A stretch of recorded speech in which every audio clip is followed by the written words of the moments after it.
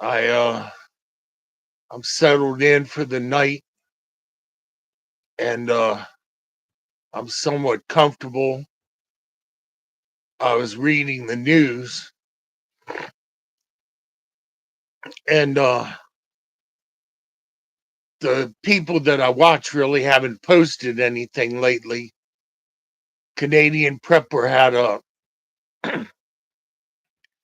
video the other day, a situation report, and hey Cheeks, how you doing? And Full Spectrum Survival says he is bugged out to his bug out area. And you hear people like Bill Gates. Bill Gates has bunkers under all of his businesses, and the dragon country and the bear country. Hey, Valkyrie, how are you? Good to see you. And the dragon country and the bear country have had 11 ships off of the coast of Alaska. And the Russians are upset. They feel that they got cheated in the sale of Alaska for only 7 million dollars back in the 18 somethings, the late 1800s. I guess right around the time of the Civil War, when when other countries were really trying to break America up before America even got started. The English and the French and all of these different factions were pulling on America during the Civil War, and it made the Civil War last longer, and it made the Civil War far bloodier, in my estimation, than it would have. Same as what we're doing with the yellow and the blue country. If we had kept our if we had kept our noses out of it, the bear would have taken over that country peaceably. And those people are all relatives anyway. That's a civil WAR. It's brother against brother and son against father and all of that. They're all related. They speak the same language. You know, it's essentially the same that we have here, and the same as in Israel and every place now, where there's like a 50-50 divide on governance, and half the world is for global socialism. Socialism is soft peddling communism. And communism, if you go back to the Bible days, is just community sharing. It said in the Bible days that the people kicked in and shared what they had. you know, it wasn't a matter of blessing like America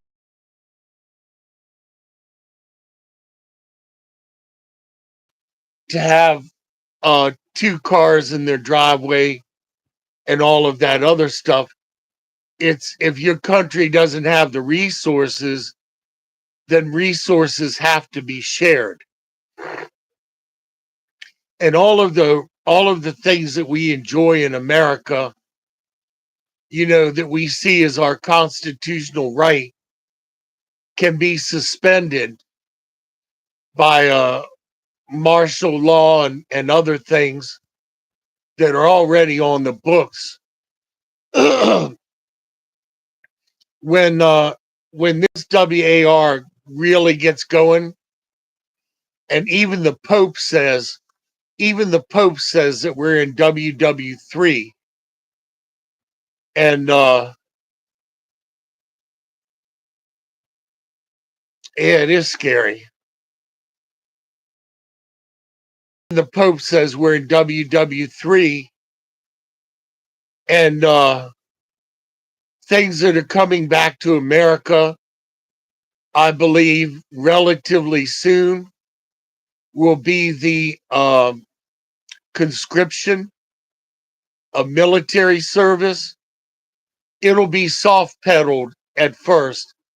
They will have a digital currency, and in order to qualify, you will have to register with the government. And when you register, things like the draft, a possible draft, and all of that will be built into the thousands of pages of language that they never tell you about, the fine print.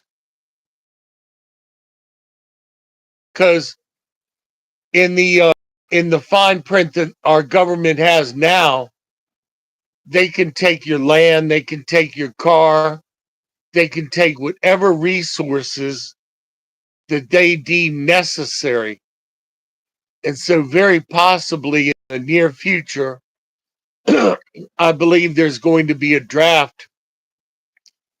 And for all of the men that are running around in dresses and stuff that normally would have gotten off during the 60s, you know, if you're a guy in a dress and high heels and all, they're going to say, "Come on in. You're drafted. You're drafted anyway. You know, it's all good. Come on in. You're drafted." So there won't be an excuse like they had during MASH, you know, with Corporal Klinger wearing the dress and all that, because that'll be all good. So they're working this stuff against people. People think they're getting all this liberality and freedom, and they don't understand that it's a trap that's closing ever so slowly around you. But see, my generation can see it for what it is because we have a frame of reference that the young generation nowadays doesn't have, because in fairness to them, they haven't been taught. They haven't been taught. They're taught that it's all good and you can get to Florida. Alex said, yeah, you can get to Florida by, excuse me, the cough is what's called a coronary cough.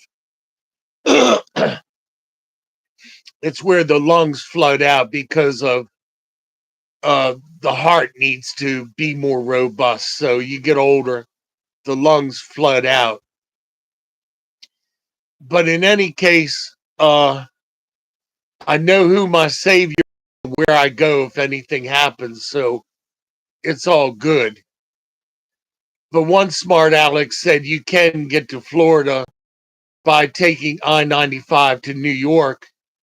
If you take I-95 to New York and then go to Kennedy Airport and take a plane down to Florida. So people always have a smart aleck answer for everything, and you can't tell anybody anything nowadays.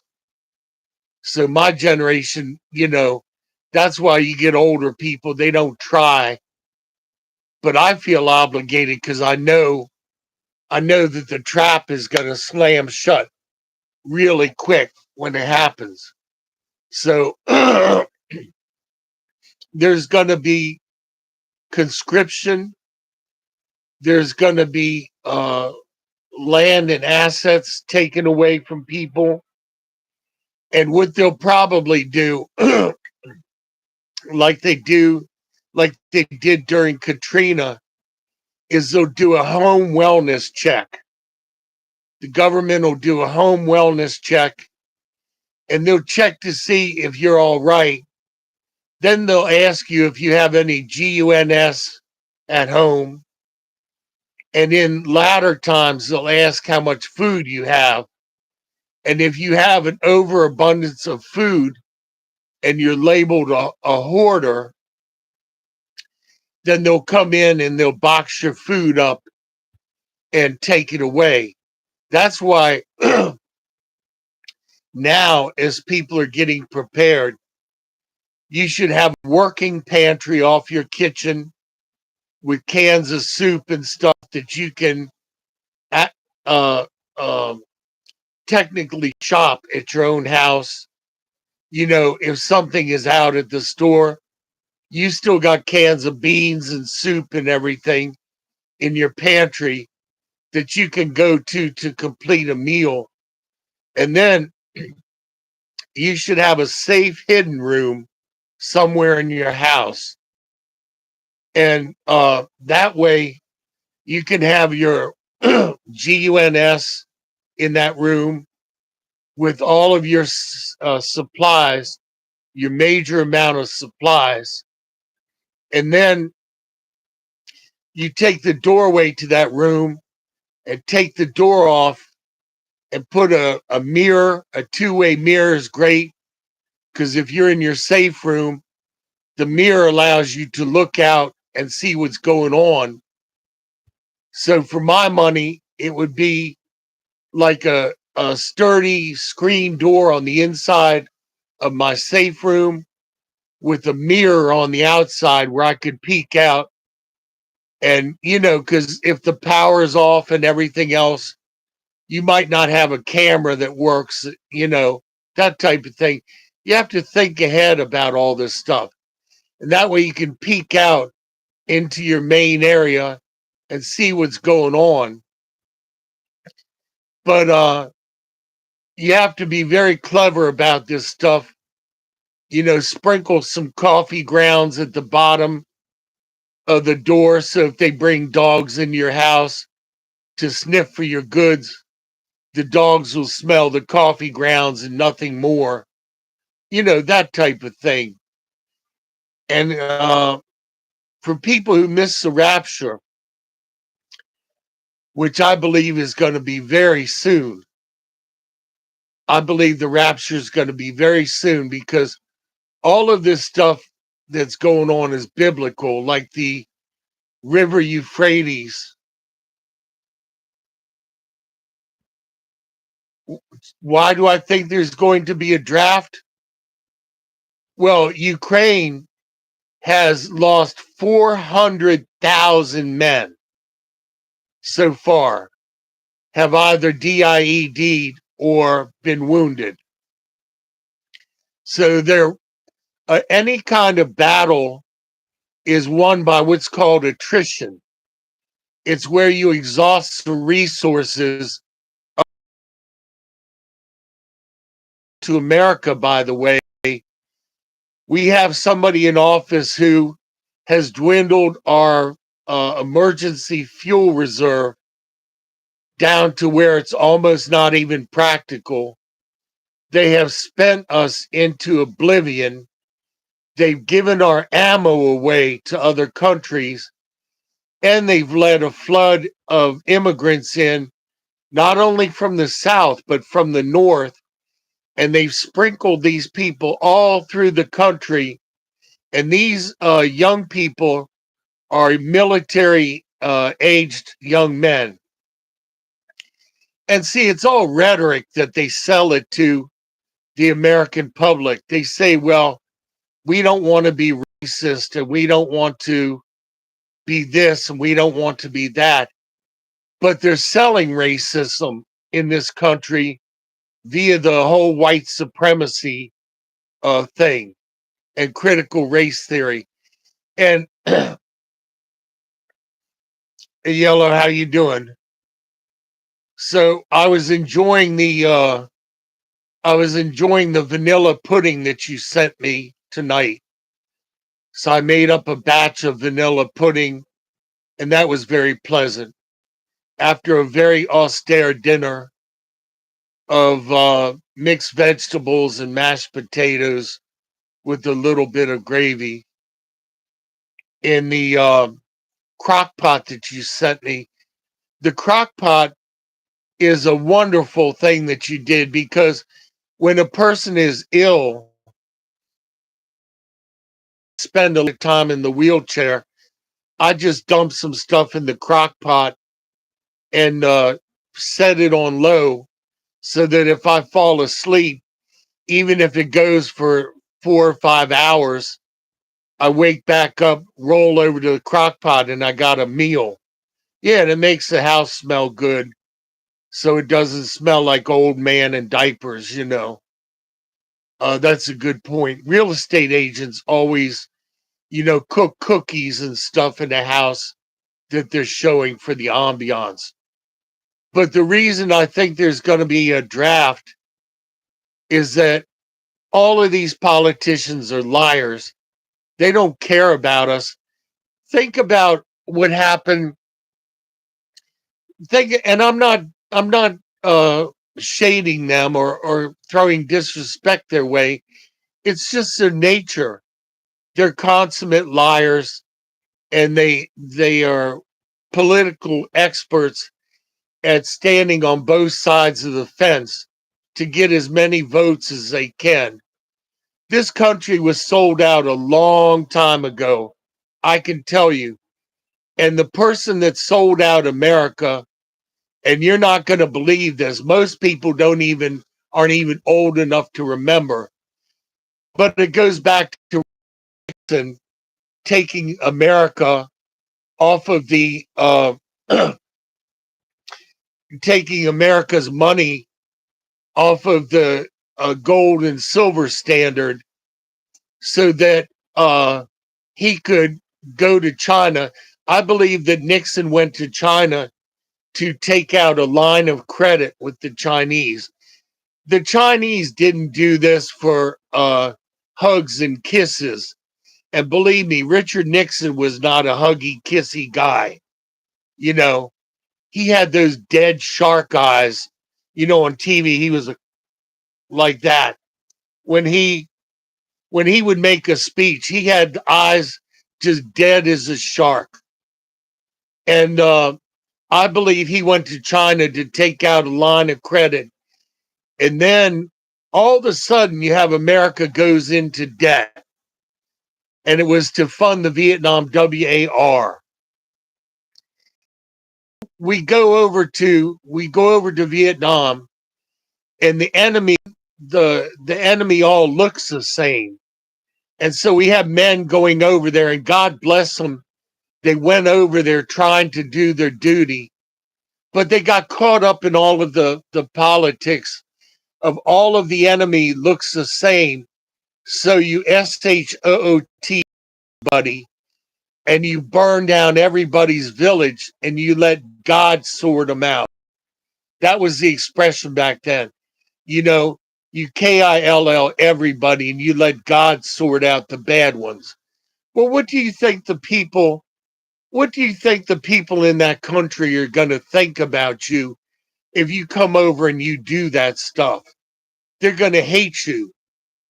And so even though America was giving out all this money around the world, we still became the most hated nation on earth. And we morphed into a country that has exported more pornography and everything else around the world. We took the gospel around the world. And the thing about the gospel was any nation that Jesus Christ was represented by prospered, like England. When England used to take the gospel around the world, the sun never set on the English kingdom because the English kingdom was over the world in India, Africa, every place. And then when England abandoned the gospel of Jesus Christ, you see England right around the war, their monetary system went from being the world's reserve currency to the United States picking up the gospel and becoming the world's reserve currency and giving back freedom to countries like France, giving freedom to countries like France during WW2, where we went over to France and our service members were fired upon by VC French and slaughtered as they were trying to come over to France to help free that nation from the Germans.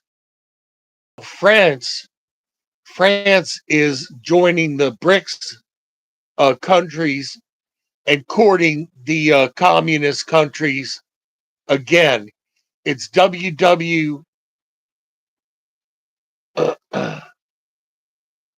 it's WW2 all over again. The same countries backstabbing each other. And now the reason, getting back to why I think there's going to be a draft, is Poland. Poland is involved now with the battle in Ukraine. And so they're sending their men into the grist mill. And America has already sent service people over there. It's just not being talked about on your regular news media. You know, all of these men are being marched into this meat grinder. And it's so sad because it's always the old octogenarian politicians that send the young people. And when the 13 service people came back from Afghanistan in body bags, you had Mr. Burns looking at his watch, you know, wondering when the ceremony, so he could go have some ice cream. So terribly disrespectful, you know, of those people. So sad for this country. So sad. I remember when America had the reputation of being the most polite people. We were thought of like the British, where we were kind and polite and all of that other stuff. And then the arrogance and everything crept in and poisoned our country.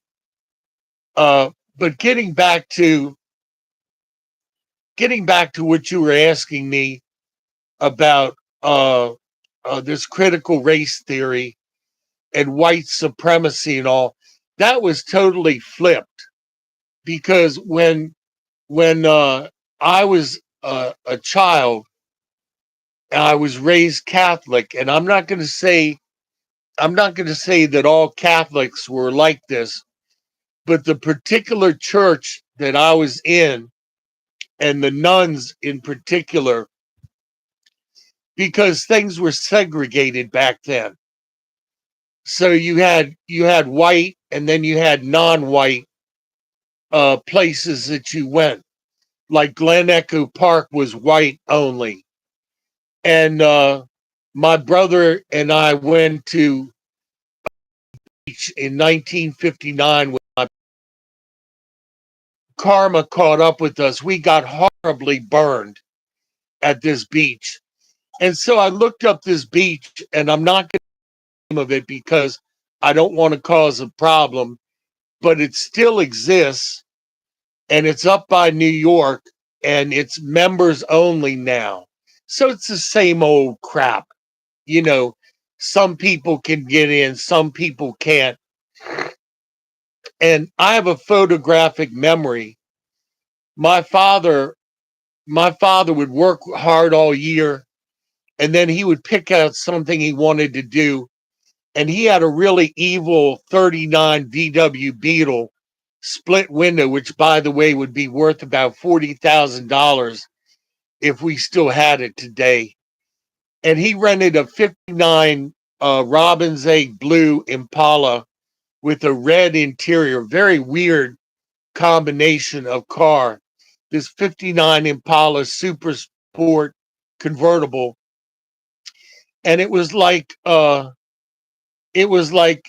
after birth control, because my father and my mother are up front in the car, and my brother and I are going down the highway, and we're climbing out onto the trunk of the car, seeing how far we can go and if we can grab onto the antennas that are in the back of the trunk and everything. We're just climbing out all over the car, going down the highway. And if you're going 60 miles an hour and your kid falls out of the car, splat, And my father used to very uh wryly say, well, I'll raise the ones that live. I heard him say that many, many times. He say, well, I'll raise the ones that live, very sarcastic. So we go to this beach, and it had a white sign with dark blue lettering, and it was like white only, no Negroes, no Jews. And and it had this fine print of everything that you had to be in order to qualify. And it was like $9 for the day or $6 for non-members, something like that, which back then was an extraordinary amount of money, because in 1959 you had people that were earning like 50 cents an hour or 75 cents an hour. So $9, when I started working, $9 was a full day's wage before taxes. I made $9 a day, not $9 an hour. I earned $9 a day when I went to work. So my father and my mother, we pull up to this beach, and my father's snickering because we were Catholics were persona non grata until President Kennedy was elected into office. Everyone expected Richard Nixon to win that year, but Kennedy won, and America worried that the Vatican would use John F. Kennedy as a cudgel against America. They were really worried about that. And the other thing that they thought, when Kennedy got SHOT and he got shot in the face, and the whole thing, there's a whole bunch of other things that people don't know about the Kennedy incident, uh, and the Warren report, and I've studied it ad nauseum. And my father said, well, we're going to this beach, and they don't know we're Catholics. So essentially, we're sneaking into the beach. We're white, so you check that off. You're white, but you're Catholic. So we sneak in, and we're there like enjoying this beach. And the beach was really clean. And there were no umbrellas. There was no outbuildings to get out of the sun. My brother and I got second-degree burns to where we had these crispy bubbles on our skin. And you'd go out into the water, and there was this shelf, and the water was only 2 feet deep. And then you would go out about 100 yards, and you would drop off all of a sudden. So for my parents, it was perfect. Let the young toddlers just go out into the water. They're only in 2 feet of water. It's all good. And so we come home, and we're so badly burned that my mother stripped us down and put Noxzema cold cream all over us and wrapped us in sheets while we shivered. We were so badly burned. So the next day, my brother's out on the back porch eating a grilled cheese sandwich like a little squirrel, because he was very leery of my father, and he kept to himself and he was quiet. And my mother had had a throat operation. So my brother and I didn't speak when we were kids. Not that you would believe it now, but my mother didn't speak, so we didn't speak. So I ended up in school looking into a mirror with these headphones, taking speaking lessons, because they were wondering what was wrong with us that we didn't speak. Well, my mom had her throat slit for this goiter operation, so we didn't talk. But getting back to what my father did the next day was, my brother was sitting on the sofa out back eating a grilled cheese sandwich like a little squirrel. minding his own business. My father went and he got a bottle of Old Spice cologne. You know, that stuff with the ship on it, god awful stinky stuff. And he poured it in his hand and he slapped it on my brother's chest and stomach onto the sunburn. And my brother threw the sandwich up in the air and screamed, "Wah! Wah!" My father thought that was hilarious. And so I'm in the chair across from my brother, and now dad turns to me, and I'm like dipping and weaving and bobbing. Little toddler, I'm dipping and weaving and bobbing, and I run out between his legs. Man.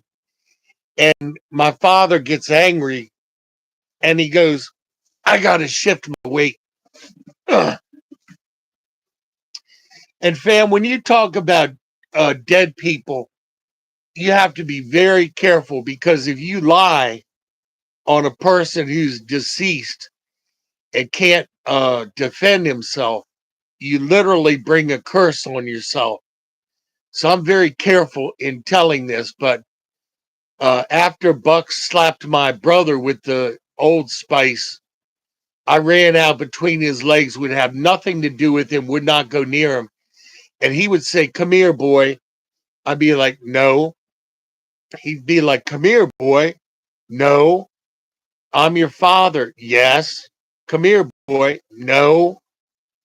And I had nothing to do with my father for most of my life until my father got born again when he was 77. Trey, take a drag off his cigarette and took his finger and lifted up my shirt to touch the cigarette to my belly. Uh, Abuse burling under civility that was my father. The public thought they knew nothing. Family doesn't like me talking about this, and it's too bam dad, as my dyslexic in-law would say. But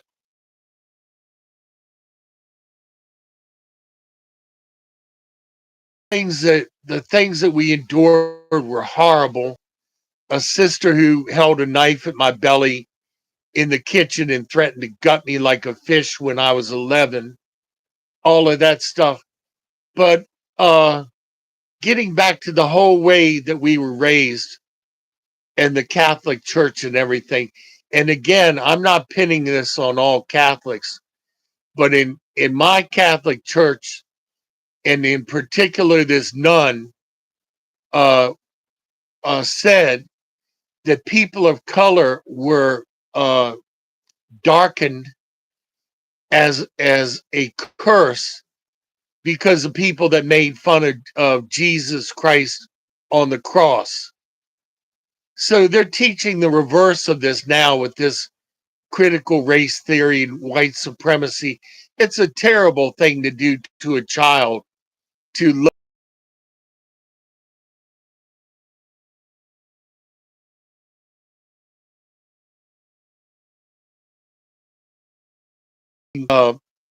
machine, getting a bag of cookies so I could go to work on the midnight shift at the hotel, and this young man coming up and punching me in the spine and saying he was triggered by my looks, that he didn't like gringos. So he felt he felt that he was allowed to come up and punch me in the spine. And that was the last time I walked 5 years ago. 5 years prisoner of my room in a wheelchair and bedridden and having to wear diapers like a 2-year-old child because of this person who, by the way, goes on his merry way. And every so often he'll pull in front of my room and screech the tires on his vehicle and blow the horn to let me know that he's out there, you know. And I asked him, I said, well, why did you do this? I haven't done anything to you. He said, well, I don't like gringos, okay. And I was merciful to him because I didn't call the cops because I knew he had a family, a wife and a child. They were already being abused by his spending every last dime on this crappy old blue pickup truck that he had. Every time you turn around, it had different tires on it and dingle balls on the windshield and inscription on the back window on the glass and whatever else he could think to waste money on. So I didn't call the cops because he would have been deported and then his wife and child would have been up the creek. So I was more merciful to him than he was to me. But it's a terrible thing to weigh a child's mind down with racism and all of this other stuff that people do. Another thing, when I was a kid, my father always told me that if I misbehaved, normally after he beat the crap out of me or something else, you know, he would take me to a foster home called Junior Village. He always talked about taking me to Junior Village. And I was always wary to take me to school. And very foolishly, I accepted and got in the car with him. And he literally stopped in the middle of East West Highway and let me off at school on the wrong side of the highway to where he let me off. And I'm standing in the highway, in the middle of the highway, with cars going by on both sides. And his joke could have backfired because somebody could have come up behind him and plowed into the back of our car. He never thought things through like that. And there were just myriads of times when he did stupid crap like that. So I became the adult at 8 years old. I was like, Buck, come on, man. I'm 8 years old and you're 58 years old. And I'm having to beg you to behave yourself. And it just wore me out as a child. So when I went to work full time at 14 and then got the boot at 15 because my father was afraid that I would retaliate as I was getting bigger and bulkier. He was afraid that I would retaliate for all the crappy stuff he did to me. You know, they gave me the boot, locked the house on vacation because they cared about me so much. And everybody was always like, well, Will's going to be okay. Will be okay. You know,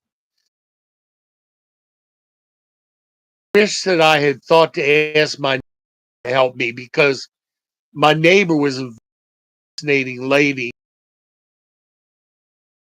Was a part of the French underground that helped shuffle Jews out of Germany during WW2.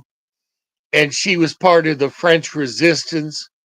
Very fascinating lady. And she started to teach me French. And she would have me come over to her house and be her houseboy. And she would have these parties with very influential guests. And she would go, Guillaume, Guillaume, Cafe Guillaume. And I would go, oui, madame. I'd go into the kitchen, get the coffee with a little white towel over my arm and serve the people at the dinner table. Oui, madame. And she would have let me rent a room from her. And I would have realized my dream of becoming a doctor. But instead, I wound up on the street, sleeping in garbage trucks and working on garbage trucks and surrounded by prostitutes and drug addicts and all of this other stuff, kooky, crazy people who were burned out on drugs and everything. And being a 15-year-old boy working on a garbage truck with much older men, bisexual men, and being used for being used for sex by people who would offer you a meal and then say, well, later on you got to pay for it. Well, I don't have any money. Well, you got to work it off, that kind of thing. So I grew up very leery and aloof, and especially in my parents. You know, my parents were never lovey-dovey in the first place, and I didn't learn about love until I went to work for this guy, Mr. Sam, and I was at my brother's house at Hell House, and Mr. Sam, through the good Lord, got in touch with me, and he said, if you come back to work for me, I'll get you a car and a place to stay. And he was good to his word, and he wanted to buy the most expensive car down at Academy Ford for me. And I went to the cheapest car. I went to a $10,000 Ford Contour, and he said he didn't want his company represented with such a cheap looking car. So he got me a Ford Focus, very nice, beautiful, perfectly sized car. I took care of it. I enjoyed it. I worked my fingers to the bone 16 hours a day trying to keep the company afloat. And then when it was obvious we weren't going to make it, I made a call down to Washington, and I asked this guy, I said, look, this is a situation. We don't have any good equipment left to pick up our trash. If you pick it up, we'll bill it and then we'll pay you, work out something later. And so I was like, well, I think I sold your company. And I went down to talk to the guy in Washington, and I had a meeting with him at the Marriott, Ivy Lane Marriott. We had a businessman's lunch. I go to meet the guy. He's one of the most handsome African American men I've ever seen. Looked like Michael Vick, the football player, and had this really high, squeaky voice. Hey, Wheel, hey, Wheel. And he was wearing an Armani three-piece suit with this hat with a little fluffy ball on top. One of those golf hats. And we shook hands and went in to have lunch. And my little voice is saying, Will, don't laugh. Don't laugh at the hat. You'll blow the deal. Don't laugh. And I got a businessman's lunch, which was water with lemon breadstick. Nothing that's going to make a mess on your suit. And he was having a cheeseburger and fries and a Coke. And he said he had chest pains. And I told him, I said, well, you're a rich man, but you got to take care of yourself. He leaned forward. He said, well, I know you didn't get all swole up eating breadsticks and salad and water. Like, who am I to tell him? So we had a rough spot there, but it all worked out and we shook on a deal. And then I went back and I let things progress to where my boss took over the deal, and it became his idea to sell the company, which was already dead in the water. But I would come in the morning, and his mother, a lovely, lovely lady, would grab me and hug me. And she'd say, come here, boy, and give me a hug. And I'd be there like a wet fish, like a dead fish, with my arms down at my side, because I didn't know how to respond back then. I do now. I got the old Pop got the love of God now. But back then I didn't know. I didn't know. And like I said, teaching young people racism and all of this other stuff is a horrible, horrible burden and a curse that will backfire on this country and on these children, because to tell you the truth, fam, I've had more people of color help me than I have, you know, uh, than I have pinkies help me, because I don't know it any other way. It's just that was the way it was in my life. I've had more people of color invite me to sit down to a meal with them, and I've had a few white people help me. I've had a few, but a lot of times, like with my brother and stuff like that, it came at a terrible cost, to where I paid my brother back for being able to stay at Hell House, and my brother double dipped my family and didn't tell them about my having paid him already. So he allowed my family to pay him. So he double dipped. And I haven't felt the need to talk to him for like 20 years. I forgive him. But, once somebody craps on me that bad, even the Bible says to cut somebody loose when they're that odious, and they're just dragging you down. And I helped him during my good times. And then one day I came home and I said, look, man, we need a divorce. We got to go our separate ways. And the good Lord has taken care of me. During my rough times in South Baltimore, when I didn't have two dimes to rub together, and I sat in my chair and just prayed. And I said, God, I would love to have some of that ramen soup and a loaf of bread and all this other stuff. And I prayed very quietly. I know a neighbor didn't hear me. So about 20 minutes later, there was a knock on the door. Knock, open up the door. There's 3 bags of groceries.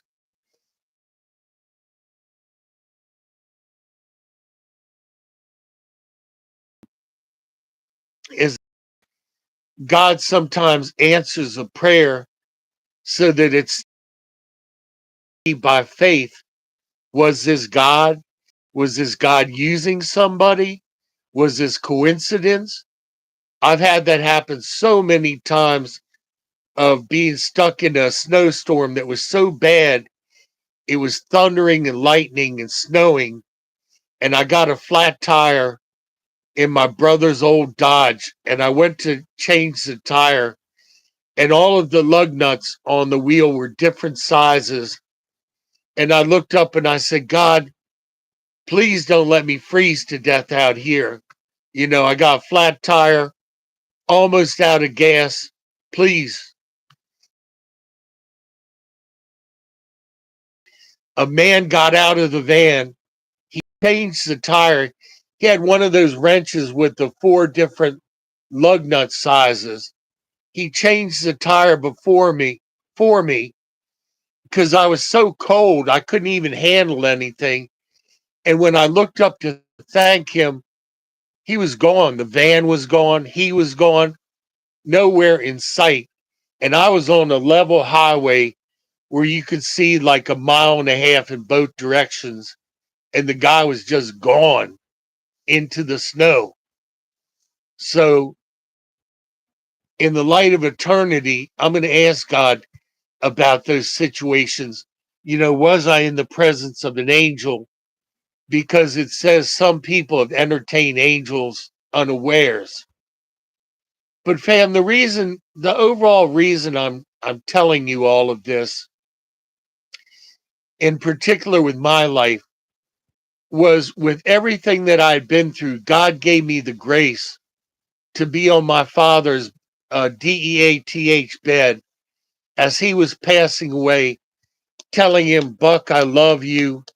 It's going to be okay. It's not going to hurt. You're going to feel a little bit like dizziness, and then it'll be over, and I'll be right behind you. And it was very difficult back then, because I didn't have the love for my father back that God has put in my spirit now, you know, knowing that he was a good provider, but he had been horribly abused. and that abuse was burbling underneath, underneath the surface, and he never got help for that. So he took it out on his family.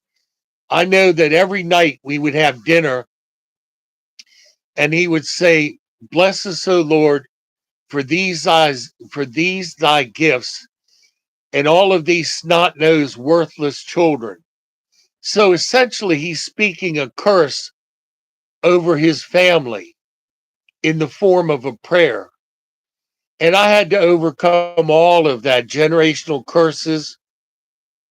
All right, Cheeks, I'll see you later. You have a nice night. I had to overcome that by the grace of God. But still, I never ever felt, the desire or the,